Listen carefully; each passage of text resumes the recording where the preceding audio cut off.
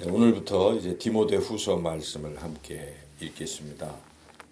디모데후서는 사도 바울이 쓴 편지인데 말 그대로 디모데에게 보낸 편지입니다. 근데 이제 전서도 있고 후서도 있는데 디모데후서는 바울이 죽기 바로 직전에 쓴 그런 편지이기 때문에 어찌 보면 바울의 유서 같은 그런 거라고 말할 수 있겠습니다.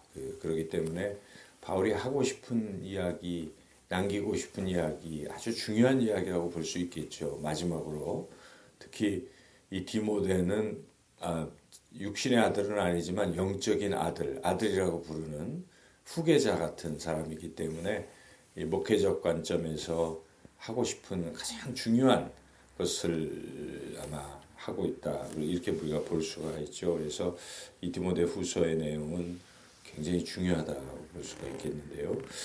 디모데후서를 쓴 목적은 이제 크게 두 가지로 볼 수 있습니다. 디모데 자신을 온전하게 세우라 하는 것입니다. 온전히 세우려고 이제 목회를 해야 되는데 자기는 떠나고 디모데가 해야 되기 때문에 목회하는 자는 목회자가 똑바로 서야 목회가 되지 않겠습니까? 그래서 디모데를 온전히 세우려고 하는 게 1차 목적이고요. 두 번째는 당시에 이제 그 근처 여러 교회들을 또 생각하는 것입니다.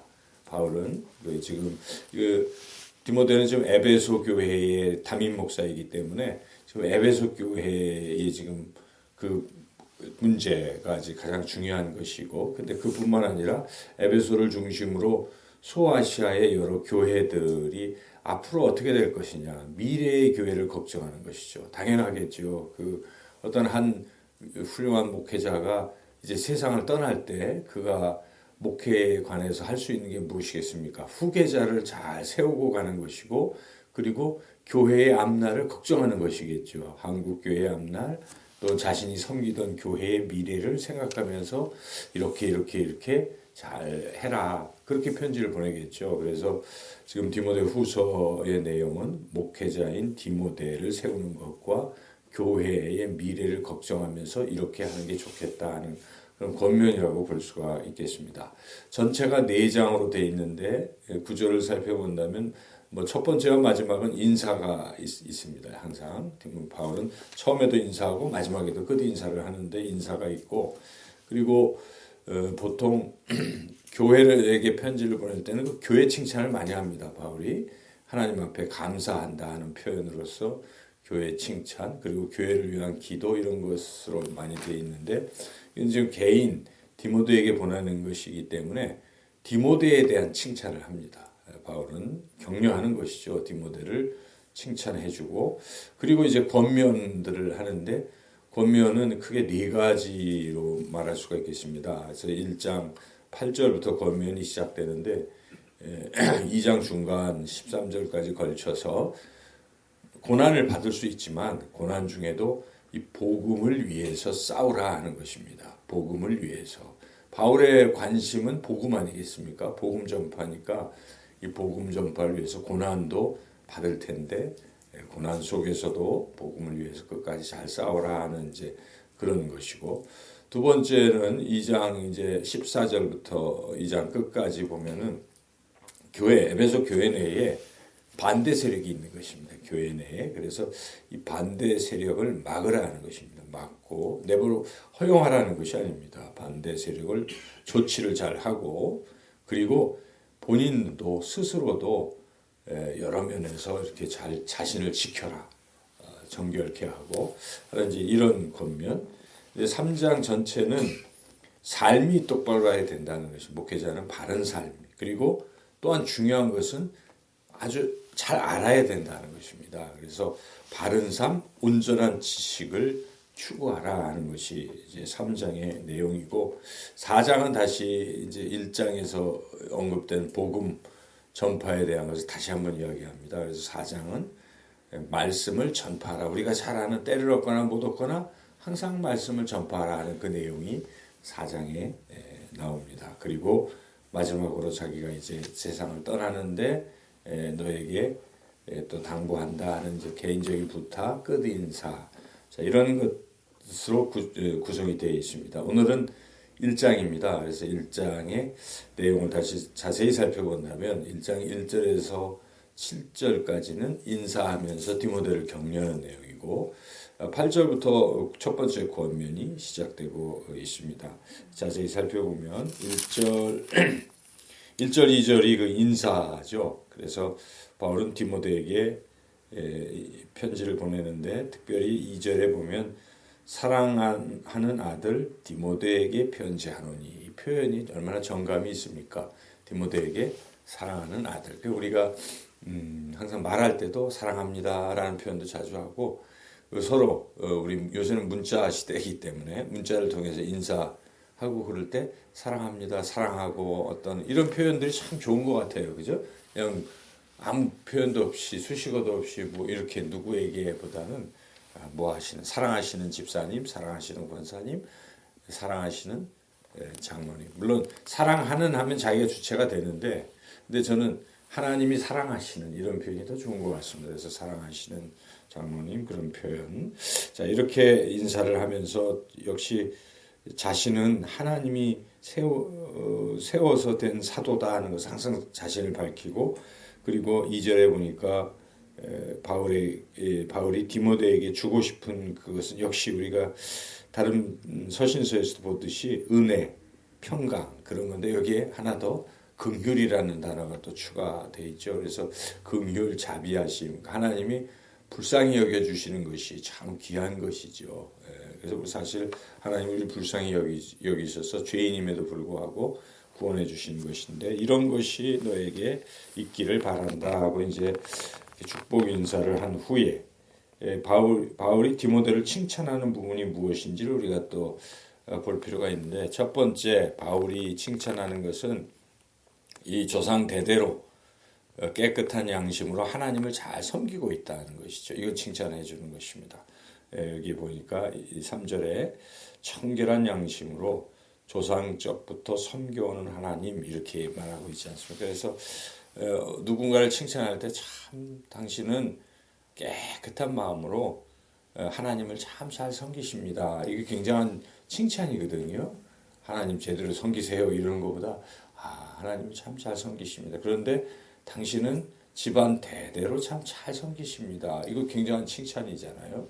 그런데 디모데는 본인뿐만 아니라 사실 그 어머니와 자기 그 외할머니까지 믿음의 하나님을 잘 섬기던 분들이죠. 그래서 조상 대대로 하는 너의 그 집안이 참 좋다. 신앙의 가문이구나 하고 바울이 디모데를 칭찬해 줍니다. 그리고 두 번째는 디모데는 거짓이 없다는 것입니다. 아주 진실된 믿음을 가지고 있다는 것을 칭찬하죠. 5절에 보니까 내 속에 거짓이 없는 믿음이 있음을 생각함이라 이렇게 말하지 않습니까? 그래서 우리가 이 거짓말이나 이런 어떤 그런 거가 아니라 참 저 사람은 진실되다 그런 믿음이 거짓이 없는 그런 믿음. 자 이렇게 디모데를 칭찬하고 있습니다. 그러면서 디모데에게 내가 너에게 이 안수를 하고 싶다 이제 이런 말을 합니다. 6절을 한번 읽어볼까요?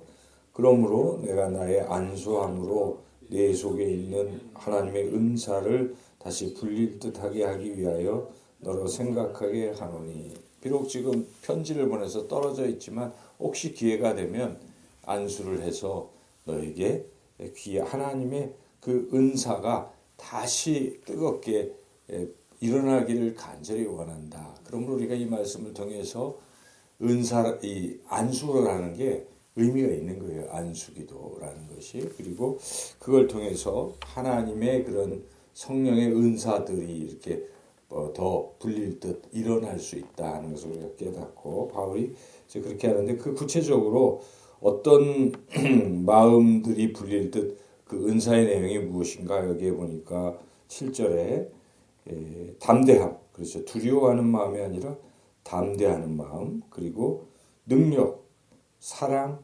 절제하는 마음 능력, 사랑, 절제, 담대함 참 귀한 것들이죠. 이런 것들이 하나님 주시는 것이라는 것입니다. 그래서 하나님은 우리에게 두려운 마음 주시는 것이 아니라 담대함을 주신다는 것이죠. 그래서 이런 안수를 통해서 하나님의 그런 은사가 다시 굴릴 듯 일어나서 비록 나는 세상을 떠나지만 디모데야 네가 그런 것을 가지고 잘하라 하는 이런 아버지 같은 심정으로 지금 바울은 권면을 해주고 있습니다. 그리고 이제 드디어 권면이 시작되는데 그 첫 번째 권면을 요약하는 것이 8절 말씀입니다. 8절을 읽어보겠습니다. 그러므로 너는 내가 우리 주를 증언함과 또는 주를 위하여 갇힌 자 된 나를 부끄러워하지 말고 오직 하나님의 능력을 따라 복음과 함께 고난을 받으라. 복음과 함께 고난을 받으라. 나도 지금 고난을 받고 있는데 고난 받는 거 부끄러워하지 말고 너도 똑같이 복음을 위해서 고난을 받으라라고 바울이 디모데에게 권면하는 것이죠. 이게 참 중요한 권면이죠. 보통 우리가 아들들에게는 너는 고생하지 말라. 흔히 이렇게 생각할 수 있잖아요. 근데 바울은 디모데에게 고생해라. 어찌 보면 그런 이야기를 하는 것이죠. 그만큼 복음은 소중한 것이고 또 그것은 가치 있는 일이기 때문에 우리의 생명을 걸고라도 복음을 전해야 된다는 그러한 의미에서 지금 바울은 아들과 같이 여기는 디모데에게 복음과 함께 고난을 받으라라고 그렇게 권면하고 있습니다. 그래서 우리가 같이 이렇게 동역하고 오직 주님을 위해서 살아갈 때는 주님을 위해서 헌신하십시오. 복음을 위해서 고난을 받으십시오라고 권면할 수 있어야 됩니다. 물론 그렇게 권면하는 사람은 자기가 그런 고난을 받고 있어야죠. 자기는 고난도 안 받으면서 너 가서 고난 받으라 할 수는 없지요. 그런데 자신도 복음을 위해서 생명 걸고 그렇게 가면서 같은 동역자들에게 여러분 우리 함께 복음을 위해서 목숨을 걸어봅시다. 이렇게 말할 수 있어야 되는 것이죠. 고생하시니까 그냥 다 쉬세요. 이건 아니잖아요. 우리가 복음을 위해서 나가는 그런 주의 군사들이기 때문에 고난도 우리가 감내하고 예수 그리스도의 피 묻은 십자가 복음을 전하기 위해서는 우리가 고난도 감수합시다 하고 그렇게 힘차게 외치는 것이 그게 바울과 같은 그런 사람들인 것이죠. 이렇게 바울은 담대하게 복음과 함께 고난을 받으라라고 하면서 그러면 이 복음이 얼마나 중요한 것이기에 목숨까지 내걸라고 하는 것인가 설명해 줘야 되잖아요. 디모데는 잘 알겠죠, 복음이. 그런데 바울은 그 복음이 얼마나 귀한 것인지를 다시 한번 말씀을 하고 있습니다. 그것이 9절, 10절이죠. 같이 한번 읽어보겠습니다. 하나님이 우리를 구원하사 거룩하신 소명으로 부르심은 우리의 행위대로 하심이 아니요 오직 자기의 뜻과 영원 전부터 그리스도 예수 안에서 우리에게 주신 은혜대로 하심이라. 이제는 우리 구주 예수 그리스도 예수의 나타나심으로 말미암아 나타났으니 그는 사망을 패하시고 복음으로써 생명과 썩지 아니할 것을 드러내신지라. 자, 이것은 구원하신 것이 복음이에요. 그래서 9절에 하나님이 우리를 구원하사 이게 이제 복음의 핵심 내용이죠. 그런데 또한 우리를 하나님의 자녀로 불러주셨다. 거룩하신 소명으로 불러주셨다. 이 내용이 복음인데 이것이 우리가 뭘 잘해서 우리의 행위대로 한 게 아니라는 것입니다. 오직 하나님의 은혜로 하신 것입니다. 여기 오직 자기의 뜻, 하나님의 뜻이 그렇고 영원전부터 예수님을 통해서 우리에게 주신 그 은혜로 우리를 구원하시고 하나님의 자녀 삼아주시고 하나님 백성 삼아주시고 또한 하나님의 일꾼 삼아주시고 이런 것들이 다 하나님의 은혜요. 이것이 바로 복음이다 하는 것이 9절에 설명되어 있는 것이고 결국 우리를 구원하시는 핵심은 10절에 나온 것처럼 구주 예수 그리스도께서 이 땅에 오시고 죽음을 이기시고 부활하시고 이런 것이 바로 복음 우리가 듣던 것이죠. 그것을 바울은 지금 요약을 해서 9절 10절에서 이렇게 말씀하고 있습니다. 그러면서 11절에 바로 이 복음을 위해서 내가 이렇게 지금 사도가 되었다. 그리고 복음을 위해서 복음 때문에 12절에 고난도 받는다. 그런 거죠. 그렇지만 나는 부끄러워하지 않는다. 이런 것이죠. 그래서 너는 나처럼 이 고난을 복음을 위해서 부끄러워하지 말고 고난을 받고 이 복음을 끝까지 지켜라 이제 그런 것입니다. 여기에 보면 성령을 통해서 복음을 지키라 하는 것인데 그것이 이제 14절에 나오는데요. 14절 같이 한번 읽어볼까요? 우리 안에 거하시는 성령으로 말미암아 네게 부탁한 아름다운 것을 지키라. 아름다운 것은 복음입니다. 지금 복음에 대한 얘기를 계속 해나가면서 이 복음을 지키라. 그 지키라는 것은 잘 전하고 뭐 그런 것이겠죠. 그래서 바울은 이와 같이 고난 중에도 복음을 지키고 복음을 전하라. 복음과 함께 고난을 받으라. 이렇게 첫 번째 권면을 하고 있습니다. 그런데 사람들이 여러 종류가 있다. 바울이 같이 동역하는 듯 했더니 알고 보니까 또 그렇지 않은 사람들도 있었다 하면서 자기 이제 목회 전체를 돌아보면서 이런 부류의 사람도 있고 저런 부류의 사람도 있을 수 있다 하는 것을 바울은 디모데에게 말을 하고 있죠. 그래서 두 종류죠. 하나는 바울을 버린 사람들이죠. 하나는 끝까지 바울과 함께하는 사람들이 있죠. 이 얘기를 왜 하겠습니까? 디모데야. 너는 나를 버리는 자가 되지 말고 끝까지 복음을 위해서 함께하자. 이제 이런 권면이겠습니다. 15절에 보니까 복음을 바울을 버린 사람 부겔로와 허모게네 아시아에 있는 모든 사람이 나를 버린 이 일을 내가 많은 사람들이 버린 것 같습니다. 아시아에 이 버린 이 일을 네가 안 하니 그 중에는 부겔로와 허모게네도 있느니라. 이 버린 이유는 그거죠. 고난 때문에 버리는 거예요. 자기가 복음을 위해서 지금 함께 가다가 로마나 뭐 이런 핍박들이 있잖아요. 핍박이 있으니까 변절하거나 바울을 떠나거나 계속 같이 있다 보면은 죽게 생겼거든요. 그러니까 떠나는 거예요. 우리 예수님 십자가를 지러 가실 때 같이 있다 보면 죽게 생겼잖아요. 그러니까 제자들이 어떻게 했습니까? 도망쳤습니다. 그런 것이죠. 바울은 지금 옥중에 있고 결국 순교하는데 그 길을 함께 처음에는 가는 듯하나 고난이 오니까 버리는 것입니다. 우리가 예수님을 믿는 것도 그런 것입니다. 교회에 같이 봉사하는데 교회가 어렵고 힘들다 그러면 아유 편한 대로 가자. 이것도 똑같은 이치 아니겠어요? 우리가 같이 끝까지 고난이 우리에게 있어도 함께 가자 하는 이게 참 중요한 태도입니다. 하나님 그런 사람을 기뻐하시는 것이죠. 그런 사람이 16절에 있는데요.